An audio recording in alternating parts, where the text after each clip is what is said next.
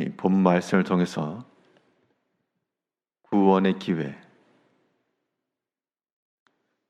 구원의 기회란 제목으로 하나님의 말씀을 증거하겠습니다.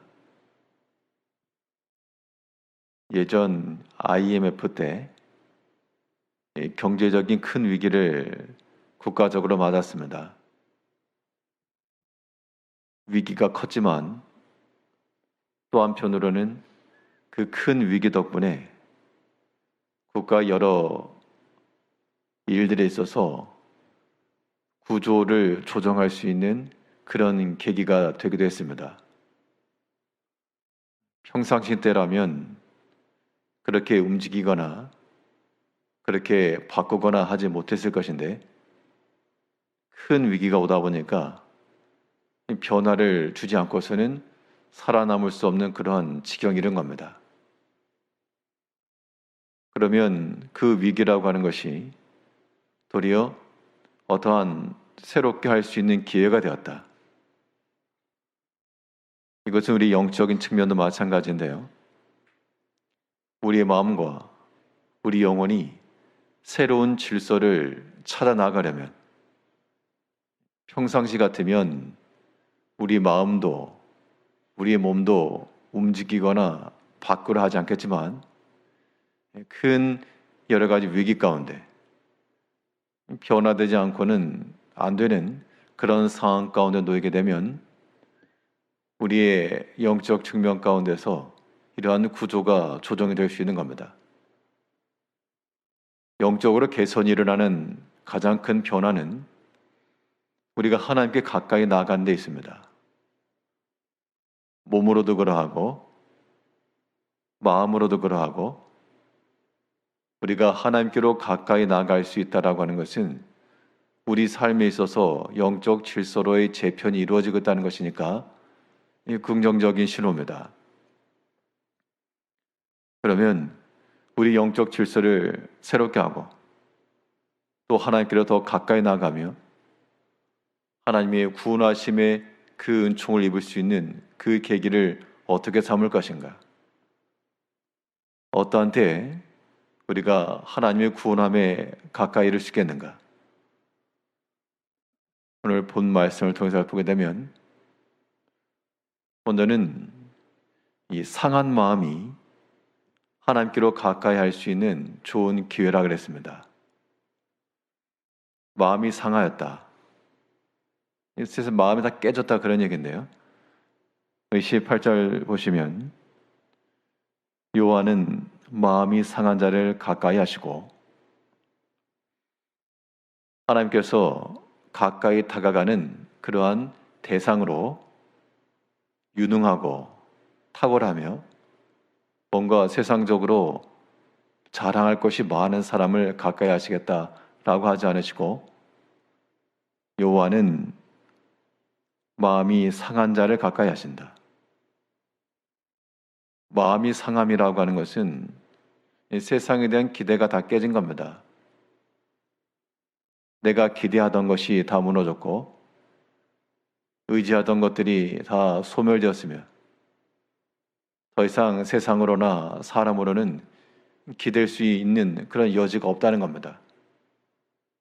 그게 우리 마음이 다 깨어져 버린 상태인데 그런데 그러한 때 세상에 대한 기대도 없어지고 사람에 대한 기대도 다 사라진 그때 그 상한 마음에 하나님이 가까이 오셔서 하나님께서 우리의 소망이 되어주시고 또 우리의 기대가 되어주신다는 겁니다.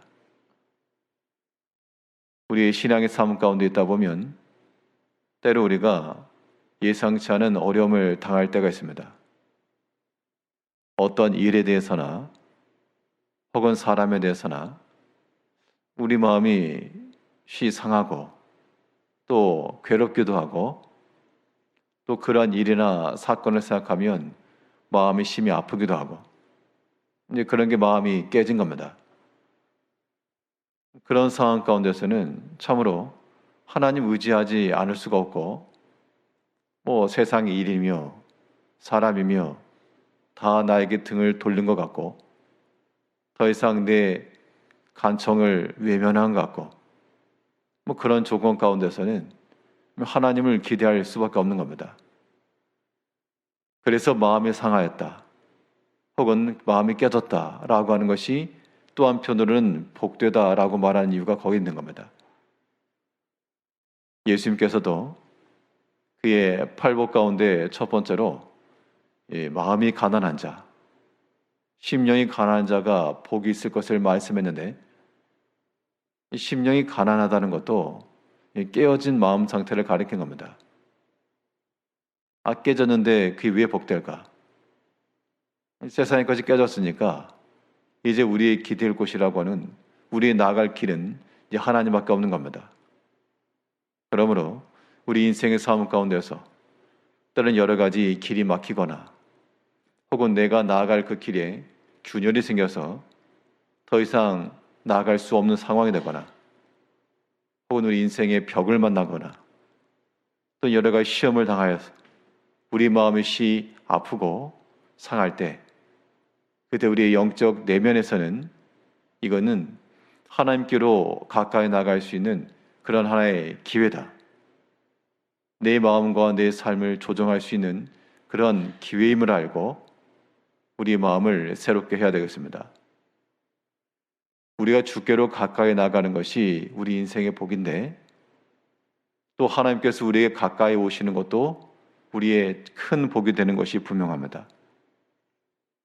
하나님이 약속하신 대로 어떠한 자에게 가까이 오신다 하셨는가 하니 마음이 상한 자, 여호와는 마음이 상한 자를 가까이 하시고, 그러므로 우리의 상한 마음이 있을 때 우리 또한 하나님을 찾고 하나님께 우리로 가까이 오신다 그랬으니까 우리는 또한 그를 마중 나가는 심정으로 언제나 상한 마음, 깨어진 마음 이거 붙들고 오직 하나님을 의지하며 신뢰하며 나가는 그런 성도들이 되어야 되겠습니다. 우리 삶에 있어서 우리 영적인 질서로의 재편과 하나님의 그 구원하심이 이룰 수 있는 조건이 무엇인가 하니 회개하는 마음을 통해 하나님께서 새롭게 하시고 또한 복되게 하신다 그랬습니다. 우리 18절 다시 보시면 여호와는 마음이 상한 자를 가까이 하시고 중심으로 통회하는 자를 구원하시는도다. 중심으로 통회를 하였다. 영적으로 완전히 다 깨어져서 이제 내 의지적으로 할 수 있는 것이 아무것도 없으며 나를 고치시는 하나님께 우리 자신을 내어드리는 그런 상황에 이른 겁니다. 중심으로 통회를 하였다. 우리가 어떠한 상황 속에서 우리 마음이 상하고 또 거기서 회복이 일어난다라고 하는 것은 반드시 회개가 동반되는 겁니다. 사람이 어떤 모든 면에 있어서 완벽하지 못하기 때문에 실수가 많고 부족한 것도 많고, 또 우리가 하나님을 믿노라라고 말하지만 그 말씀대로 온전히 걸어가지 못함으로 또한 하나님의 진노하심 가운데 나아갈 수도 있고요. 그의 책망하심과 여러 가지 하나님의 사인을 경험할 때도 있겠는데, 우린 그럴 때마다 이 또한 하나님께로 가까이 나아갈 수 있는 기회를 삼아야 됩니다.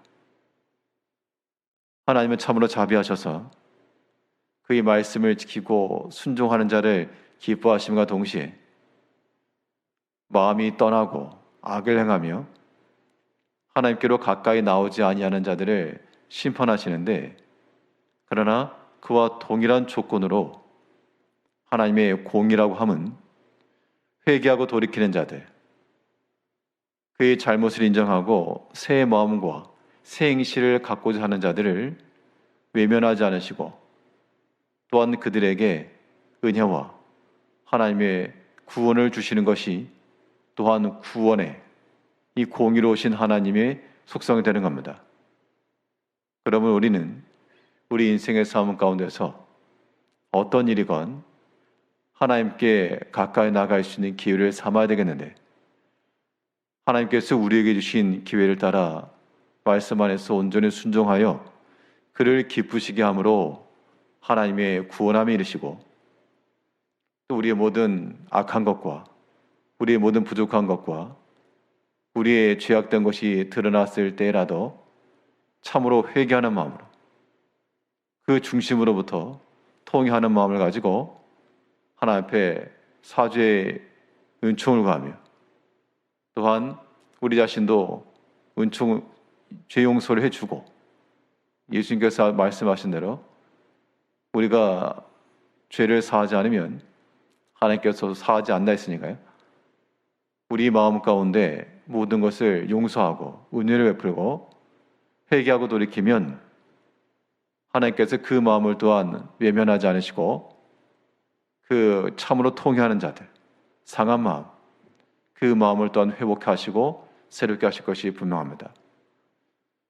우리 마음 그릇에 세상 것이 가득하면 아무것도 담을 것이 없으나 다 비워지고 깨어져서 세상의 것이 하나도 담겨있지 아니할 때 이제 한 그릇 식물밖에 남지 아니하는 그런 빈 접시와 얻어 같을 때 거기에 하나님께서 또 채우시고 하나님의 은혜가 임할 것이 분명합니다. 오늘 하루의 삶 가운데도 우리 마음에 상함이 있으면 도리어 하나님께 나아갈 수 있는 좋은 기회를 여기시고 엎드려 간구하여 그의 도우심과 그의 구원하심을 이룰 수가 있어야 되겠습니다. 18절 다시 보시면 여호와는 마음이 상한 자를 가까이 하시고 충심으로 통회하는 자를 구원하시는도다. 하나님을 가까이 하시겠다 약속하신 이러한 상한 마음과 회개하는 마음을 가지고 오늘도 주의 인도하심 가운데 주와 더불어 살아가는 한 날이 되시길 바라겠습니다. 기도하겠습니다.